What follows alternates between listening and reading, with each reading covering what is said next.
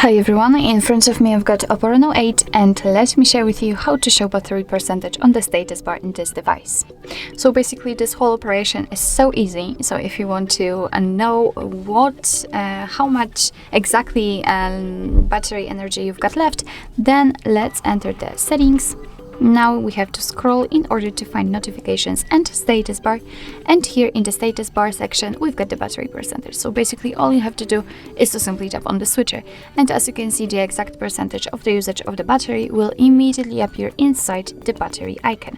Of course you can turn it off the same way. So actually this is it. This is how to show battery percentage in the status bar in your OPPO Reno 8. Thank you so much for watching. I hope that this video was helpful, and if it was, please hit the subscribe button and leave the thumbs up.